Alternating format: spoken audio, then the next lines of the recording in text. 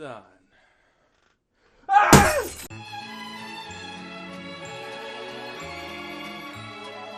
When given ruled paper, write the other way. Ray Bradbury. Fahrenheit 451 is the temperature at which books burn, hence the name. Now, Ray Bradbury, great author. Fahrenheit 451 is one of those books where everyone's like heard of but has never read. It's a book about firemen burning books. It's the book that people bring up when they're talking about banned books, censorship, and controlling information, right? So the basic premise of Fahrenheit 451 is pretty simple. Books are illegal. The government burns said books through the firemen, and censorship is bad. But the more you look at Fahrenheit 451, the more disturbing it really becomes. Because this book isn't just asking, what if firemen burned books? It's really just asking something worse. What if people stopped caring that books were being burned? And that's where the story gets uncomfortable, because our main character, Guy Montag, who I did not know was named Guy in the first place. I thought his first name was Montag. I thought everyone just called him Guy as a nickname because this book was written in the 50s. In his world, books are not just destroyed because some evil government randomly decided to hate literature. Books are destroyed because society became the kind of place where books really no longer fit. I had to just stop my dog from coming in my room because there was glass on the floor. Hence, in an emergency. In Fahrenheit 451, and just in the world in general, people want comfort, they want things fast, they want entertainment, they want simple answers. They don't really want disagreement, sadness, complexity, or anything that makes them really stop and think. And then, in one of the most ironic twists possible, Fahrenheit 451 itself became a book that people tried to restrict, edit, challenge, and remove. The book about censorship became the target of censorship. So before we get into the story and talk about the first disturbing thing about Fahrenheit 451, I'd like to say that the book did not just warn us about censorship, it became part of the exact argument it was warning us about. You can, if Ray Bradbury were to ever watch my YouTube video, you could imagine him saying right now, that's the point, right? That's the entire point. But to really understand why Fahrenheit 451 hit so hard, we need to really talk about where it came from.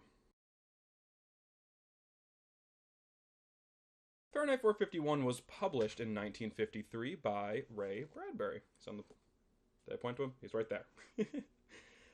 This date really does matter. It's during the Cold War in America. People are afraid of communism. McCarthyism is, happening. And there is suspicion towards writers, artists, intellectuals, and basically anyone who might be connected to wrong ideas. But at the same time, television is booming. Killed the radio star, if you didn't know. Culture's changing, and people are really starting to worry about comfort, propaganda, and whether society is becoming more passive. So when Bradbury wrote Fahrenheit 451, he's not really talking about a simple book about book burning. He's really kind of writing about the culture of the times and how people are afraid of thought. And not just from the government's point of view, may I add. It's just from the average person's point of view. And this is the layman's book. It really it does a very good job at explaining the average person and how they might think, how they may go about their world. And I think it's really interesting. This is why, you should really read the book instead of the Cliff Notes, because it's more complicated than just like the simple version of government bans books and hates you. But it's really like, a darker world of how the people helped create a world where books are able to be banned and burned. They became annoyed by complexity and, deep thought and kind of offended of being disagreed with. And, addicted to distraction. Does that ring a bell? Huh? Are you scrolling or doing something else while watching this video? I'm sure a large sum of you are. And I can't even blame myself, because I would say I'd want this too, but I want life to be smooth and fast and painless, I just want it to be nice. But, you know, books really, you know, kind of kill that. Sometimes. I for one love audiobooks. I think they're the best thing to ever happen because I can read books whenever I'm like grocery shopping or driving. I hate sitting down and, you know, reading through this. I just feel like it's such a slog. Maybe it's because I'm not the best reader, but maybe it's because I'm so conditioned to being used to having everything fast and right there, you know, having someone read it to me while I'm doing something else and thinking about a third thing. Why can't I just sit down and read a book anymore? I used to love doing it as a child, right? At this point, it's kind of where people kind of get Fahrenheit 451 wrong. It's not really only about a government saying, no more books. It's about a society slowly over time becoming allergic to them. You know, imagine the people from the introduction to the television to right now, right? That's a slow slog, I guess, for one person's life, but in the grand scheme of things, it's like, what, 70 years? Maybe a little bit more, maybe 80, almost 100, maybe. Like, over 100 years, the whole dichotomy of people kind of, I think that's the right word, of just changed. And something to think about.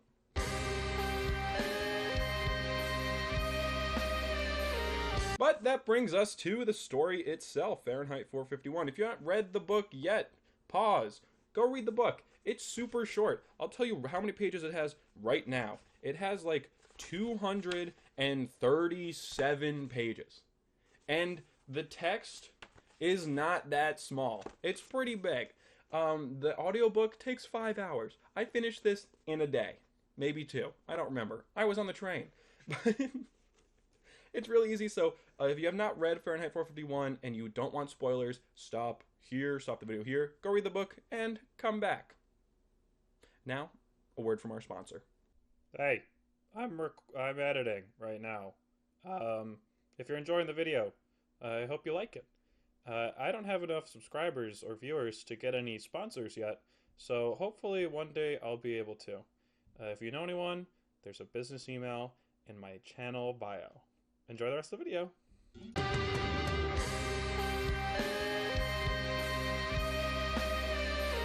All right, now we're back, and this brings us to chapter 3 of my awesome video, which we talk about the story, which itself starts with one of the most famous opening ideas in dystopian literature: the fireman who starts fires. Like I said earlier, the main character of Fahrenheit 451 is Guy Montag. Fun fact, like I said, I didn't know his name was Guy. Silly.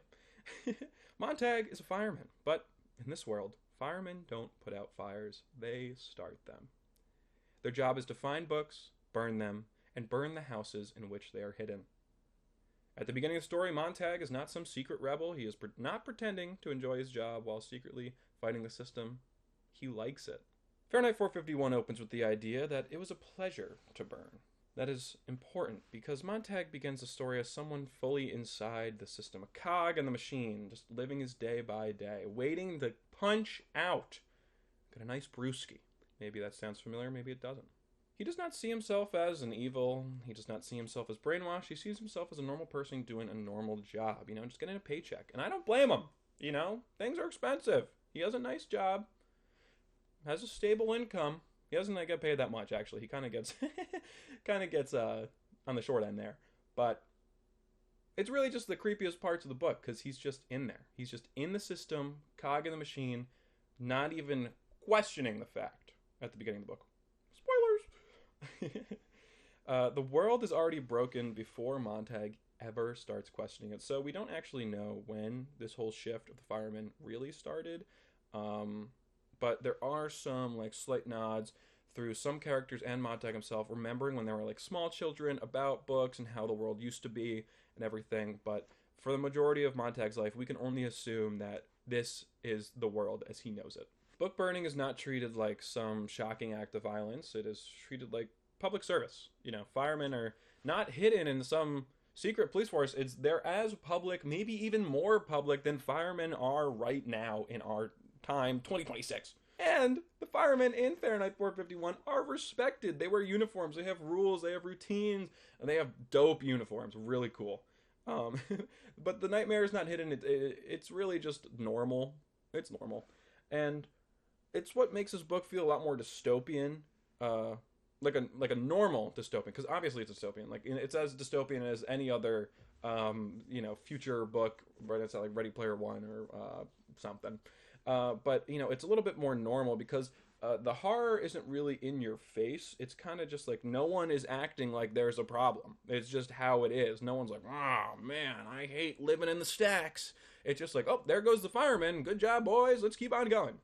Uh, Everyone's just going to work, watching TV, driving really fast in jet cars. They take pills that like basically cure everything, and they just pretend like it's fine. It's really because it sounds like a good place to live. There's really nothing completely wrong on the surface level. There's some pretty bad things like being brainwashed, not really being able to go outside because you'll get hit by a car going like 1,000 miles per hour. Wars being fought over 10 minutes. They're called 10-minute wars. The wars are fought, started, and ended in 10 minutes. It's terrifying. You just see jets flying over. It's like, oh, there they go. But Montag's world starts to crack when he meets someone who does not fit into it at all.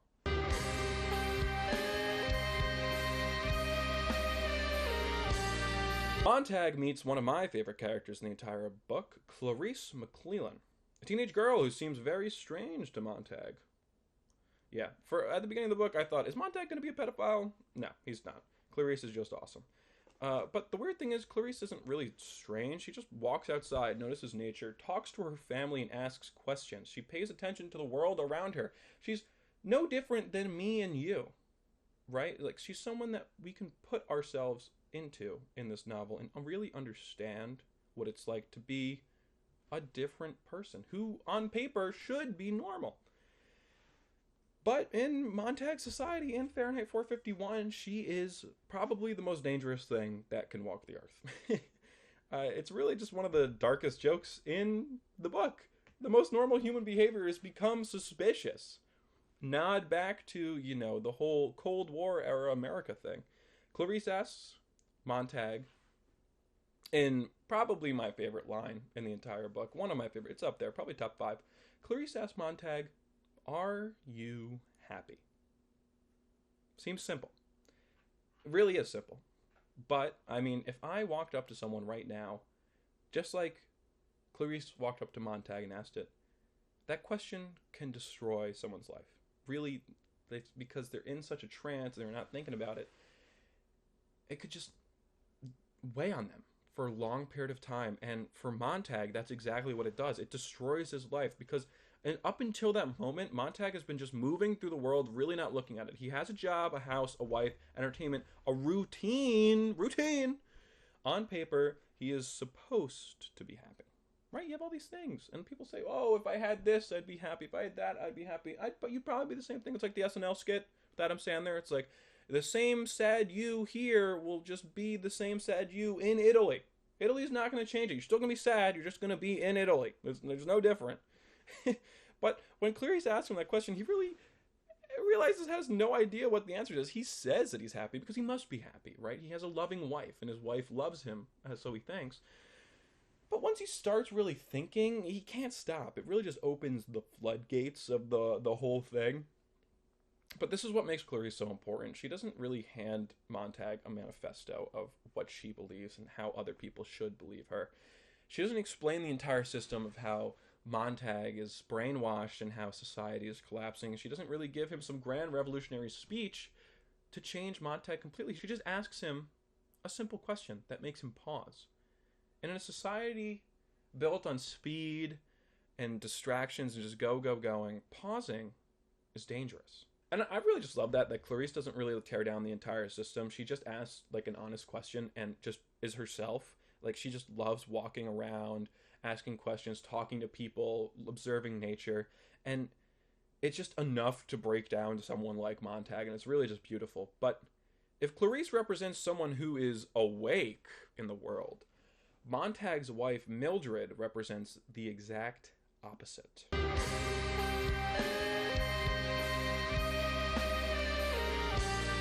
Mildred is probably one of the more disturbing characters in Fahrenheit 451, and you really feel bad for her because something's up, something's wrong, and Montag's kind of a horrible husband because he's not helping her when she obviously needs help. But at the beginning of the book, Montag comes home and finds that Mildred just overdosed on sleeping pills. She just takes a bunch of sleeping pills, which is a problem, and that's the first introduction of the character. The reader should automatically pick up that there is something going on in this relationship in Mildred's mind and her own. Something is wrong. But, he calls the hospital. Some medical workers come in, and they have these machines that are so invasive and disgusting, and they're just like smoking while doing it. It's like, yeah, this is normal. She'll be fine. We do this like 8 times a night. And when they say that, it kind of just like clicks in the reader's brain. It's like, whoa, this being normal and okay in this society kind of just really shows the levels to this thing of how people are living their lives. The next day, Mildred barely even remembers it, if she doesn't remember it at all. But that scene really does tell you everything that you need to know about Mildred. She's deeply, deeply unwell, and she doesn't even register that there is a crisis. And also, Montag, or Guy, doesn't even like bring it up to her, really. Like, he kind of just like withholds it, and he's like, I'm not gonna tell her, which is like weird. But again, they've been married for a while, so you don't know what they got going on in their relationship. They're probably not the best spot. However, Mildred spends most of her time with the parlor walls, which are... Parlor is just like a room where people sit down, and the walls are full immersive TV screens that you can like sit in. Like, imagine the whole wall being a screen where you couldn't even tell that it was a screen. And you can buy each wall, and the walls can, say your name. They can wait for your reaction. They're listening to you, watching, giving you everything that you need to just keep you zoned in on the walls and nothing else going on in the world. And she watches this show called The Family, where they just walk in and out of this room, and there's a bunch of family members, and they talk to you when you're in this life, and it's just creepy and sad at the same time that you're just sitting there in that room, and this made-up family is talking to you when you have a real family in your house, and you just want to interact with these TV screens, when her husband is just standing right there, slowly having an existential breakdown about this teenager that lives right next to him, asking him if he's happy. But Mildred would rather talk to the fake people on the screens. Mildred isn't really forced to reject books. She doesn't need a fireman to scare her into being obedient under the government.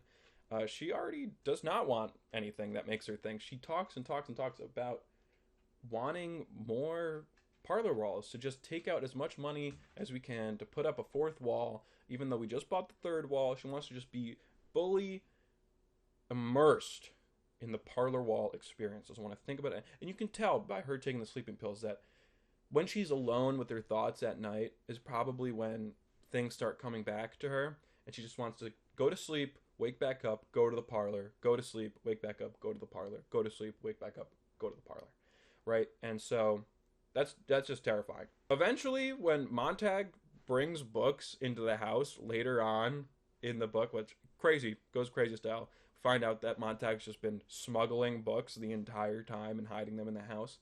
Mildred doesn't really see it as him trying to wake himself up to the horrors around him. She just sees it as a threat to the only world that she understands, that if someone finds these books in my house, they're gonna take my parlor walls away, right? This is why Mildred is almost more important than the main villain of the story, Captain Beatty. And we're going to get into Beatty right after this, but Mildred just shows what the system does to a person, right? She's just living through it in waves, just going through the motions and not thinking at all. And it's terrifying because I would assure you that probably 99% of the population in Fahrenheit 451 are Mildred, right? They're all Mildred. And that's terrifying. They're just like, they're slaves, basically. That's all it is. They're just slaves. But Mildred does not need the government to rip the books out of her hand. She would hand them willingly if it means that her screens could stay on.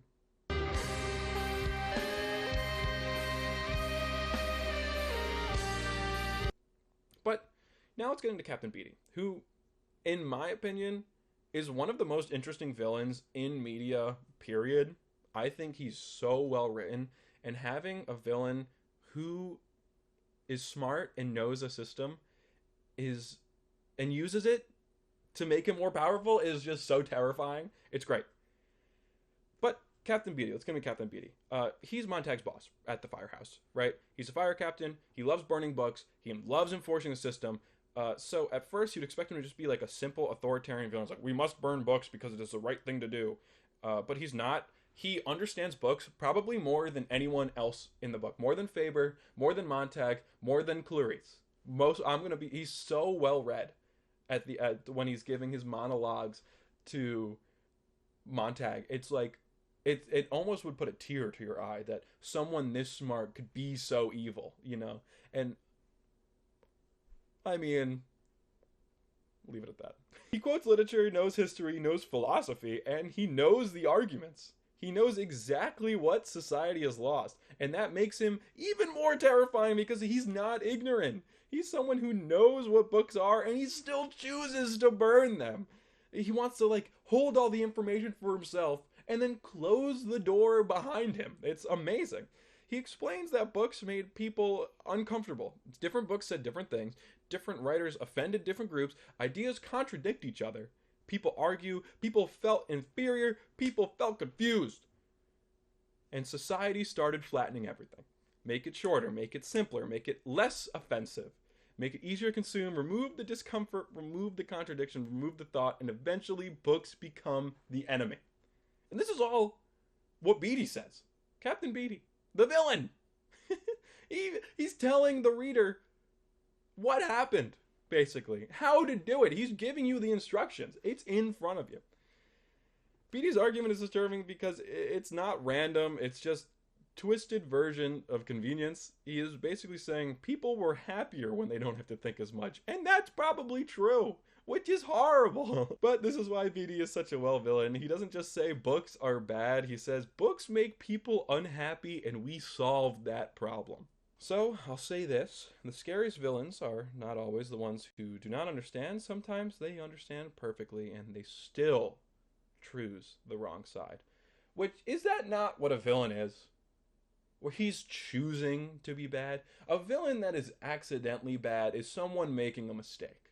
They can always change. But someone who knows this is bad and then keeps doing it anyways, that's where true evilness comes in. Beatty proves that knowing the truth and caring about the truth are not the same thing.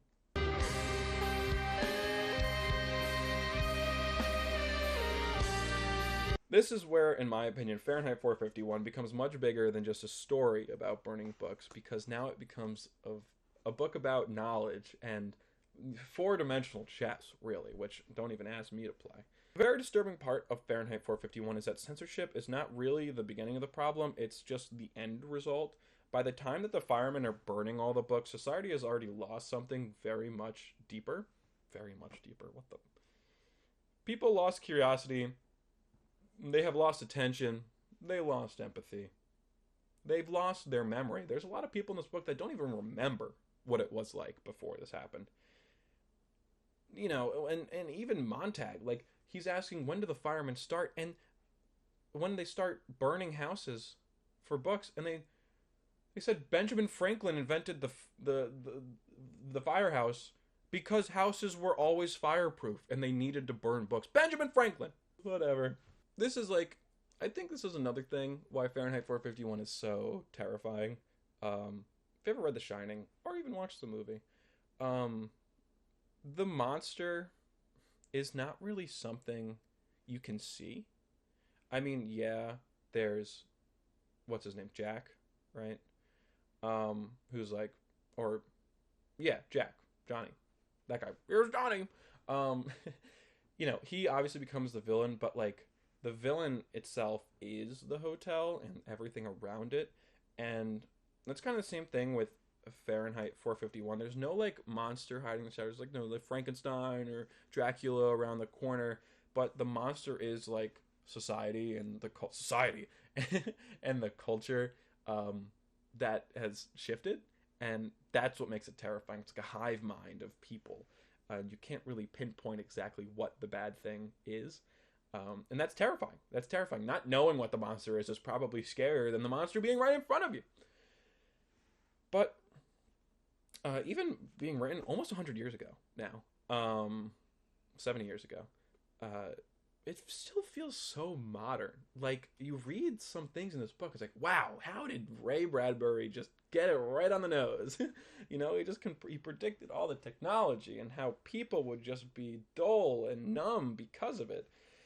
Where, you know, creating a culture that needs everything right now. It's like, you know, everyone's a genius now because they have a computer in their pocket that has the power of a god, which is a little sacrilegious of me saying, but you open ChatGPT, everyone's a fucking genius now. Everyone, you know, there's no reason to argue because you just, you know, here it is. And it's just like terrifying. But if something, especially now, something makes someone uncomfortable, the instinct is not really to wrestle with that feeling and learn it more. It's just to remove it. Just take it out of here. You don't like something, get it out of here. I'm not going to try and understand you. I'm going to just fucking get out of here. But Fahrenheit 451 gets even more uncomfortable than the reader would expect because it's easy to say, I would never burn books. But it's harder to really ask, do I actually want to be challenged by what I read? You know, like, if someone came up to you right now and said, burn this book, or I will burn your whole house down, would you give in? Would you resist? How would you feel? You know? Would you do everything in your power to protect knowledge, or would you just move on with your life? And I think, you know, some circumstances come with some answers, but really, you know, deep down, if you had to make a choice, what would you do?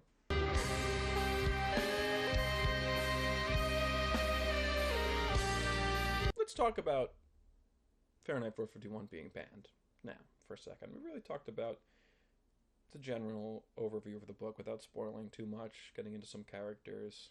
But let's talk about the book about banning books getting banned, right? It's been challenged and restricted so many times, and it's almost too ironic. You know, people object to the language, to the violence, to the religious references. In my personal opinion, Fahrenheit 451 is just a retelling of the story of Christ. Call me crazy. But the fact that the only book that Guy saves is the Bible, or the Book of Revelations, I think he tried memorizing. I don't know. I think there's an argument to be there. I think that's another video, though. You know, people have objected to making the book uncomfortable for some students. I think this is like a necessary read for high school students. I don't think people in middle school would even understand it. I think it'd be exciting. But, you know, stay to the Lost Boys and To Kill a Mockingbird and stuff. I think that's easy to digest and take the themes there. To Kill a Mockingbird, one of my favorite books, by the way. But with Fahrenheit 451, not every book is for every age level, like I said. But the irony is kind of impossible to ignore. If you are going to teach this book, I think irony is the first thing that you should teach. It's a book warning about what happens when society removes difficult ideas because they're uncomfortable. And then people turn around and say the book itself is too uncomfortable, which that's the point. The whole point is that it's uncomfortable. But it does not mean that every criticism of the book is automatically wrong. Obviously, there are some criticisms to be had about Fahrenheit 451, but it doesn't disprove Bradbury's point in any way, really. Because the book argues that censorship often does not begin with people saying, we hate knowledge. It begins with people saying, this upsets me. This is offensive. This is too much for me to handle. This makes me uncomfortable. Can we make it cleaner? Can we make it easier? Can we make it safer? Let's take Jesus out of this, right? And eventually, if you follow that logic too far, you end up having nothing left to challenge. And then there's no words in the book anymore. It's blank. There's only blank pages in my book. What happened? Oops, all blank. But this is what makes Fahrenheit 451 so perfect for a banned book discussion. You know, the controversy around it basically becomes part of the book, you know. Oops, more book. But I do think that the modern connection is as simple as saying phones are bad. It is more complicated than that, obviously. You know, phones are good because I can call my child if there's an emergency and I can know where they are. Phones are bad because now my child is on TikTok 12 hours a day. And probably getting some horrible addictions to some certain things. Um,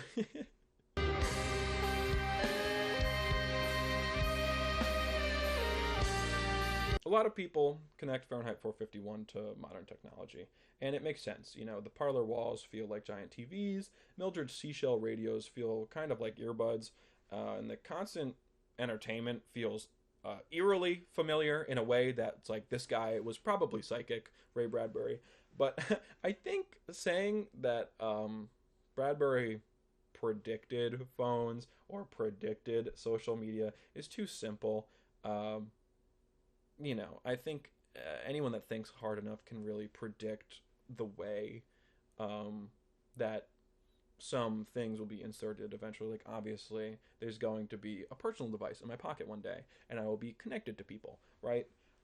I think the scariest thing about what Ray Bradbury predicted and wrote was the type of culture that we live in, where people are constantly stimulated but not fulfilled, always connected, but probably the most lonely a generation has ever been, or society's ever been. Everything is shorter, faster, louder, and easier to consume. I mean, hence all of the stupid scrolling, short form media, movies being shorter, books being easier to digest, TV shows being written horribly, every news outlet, playing just for the best headline at the earliest convenience. Where, I mean, I'm sure the majority of people that say they read the news just read the headline and move on with their lives. Like, whatever happened to the newspaper? I don't know. But really, in my opinion, I think the most eerie, I'll use the word again, eerie, thing that Ray Bradbury predicted was a culture where silence feels unbearable. The amount of times I have driven someone home from work or so on, and they need music to be playing. I like driving with no music sometimes. I like the silence. I don't need to listen to Drake going, a lot of bad things, but they wish and they wish and they wish and they wish and they wish and me. Yeah. You say, do you love me? I tell her only partly. I don't need that sometimes. The danger is not technology itself. It's technology can be useful, like I said earlier. I want to be able to call my children when I have them some days. I want them to call me if there's a problem. That's great. But entertainment is not automatically bad, too. I think that's another point that I should make. I love watching TV. I've watched 4 seasons of Better Call Saul in the past almost 2 weeks. It's amazing. It's so good. But, watching TV or looking at your phone doesn't mean you're living in Fahrenheit 451. You're not like a slave to the man. But the danger becomes when the distraction becomes the main way people avoid reality. Like, if you're scrolling your phone all day and then overdose on sleeping pills when you're sleeping, just so you can not be alone with your thoughts, maybe there's a problem. Maybe there's a problem. Uh, but, when people use entertainment to avoid grief, thought, and hard conversations, politics, history, and avoid themselves, they become Mildred. You are Mildred. Oops, all Mildred. That's you. That's when society becomes Fahrenheit 451. That's when you're living in that society. So, let me wrap that point up. But, screens, it's not about screens existing. Screens are screens. We're always going to have them. That's just how it is right now. I'm looking at a screen right now with my face on it, I look like a crazy person. By the way, I wore orange because Fahrenheit 451. So, thought it'd be dope. But, being having the slave mindset to the man and being engrossed in all these screens has become it's when it becomes easier to deal with the screens and entertainment than it is your own life. You should deal with the things you want on your life. You shouldn't. Distractions are okay sometimes, not all the time. I think it's really easy to say that the people should be like terrified of the firemen, and people in our world should be terrified of a group that represents what the firemen are in Fahrenheit 451. I think the real thing an audience should be afraid of is a group that wants the fire. You know, it shouldn't be, oh, this group is going around and burning all these books. It should be all these people that are egging them on to keep burning books. You know what I mean? Maybe that point could use some work, but I think there is something to it.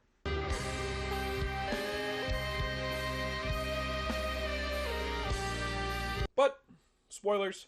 At the end of the book, Montag escapes the city in an amazing chase, which is probably one of my favorite scenes in the book, where Montag says the circus must go on, and he even becomes entranced in watching the chase scene of himself on someone's TV through their window, and he's like, oh my god, I just got so distracted, I gotta keep running. But, you know, he runs away from this mechanical hound, crosses a river, leaves behind the entire world as he knows it, and eventually, due to his help of his friend Faber, old college professor, that's going to help him print more Bibles, which hopefully he's still alive at the end of that book. He finds a group of people living outside the society, like a bunch of hobos, that are preserving books by memorizing them. They're not hiding books, they've become the books, where, you know, if you want to get rid of the book, you got to get rid of them at that point, and you can't prove it. So one person in the group remembers one text, another remembers another. They carry words inside themselves. So one day, when society is ready again, the books can return. Word of mouth is the way that they're gonna teach it to their children, who will teach it to their children. And some words will be lost, but that's okay because the general idea will stay. And when society is ready, and that's a big when and a big if society will be ready, eventually there will be something of a book ready for them. So not all intellect is lost. And the ending of Fahrenheit 451 is not exactly the happiest. The city gets nuked, basically. A giant nuke falls in the city. Montag's wife, Mildred, dies. His home gets blown up. He has no job. And everything before Montag, if you thought he lost it, it's gone completely now. But there's still hope because the books aren't gone. Society can still come back. The fire may have destroyed the paper, but it did not destroy the memory. I think that's Bradbury's final answer, personally. I mean, it could definitely be a couple things. But the opposite of censorship is not owning books, hence break if emergency, more like burn if emergency. I thought that was a funny thing. There's glass everywhere, by the way.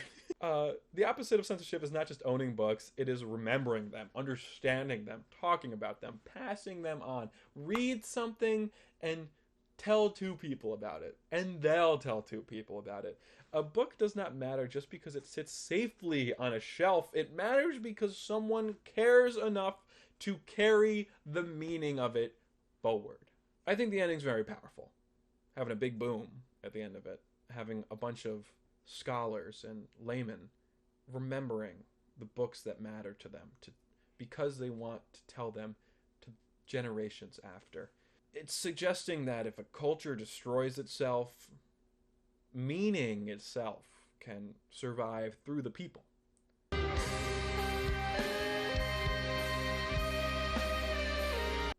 So when some person will say Fahrenheit 451 is about censorship, they're right. It is about censorship.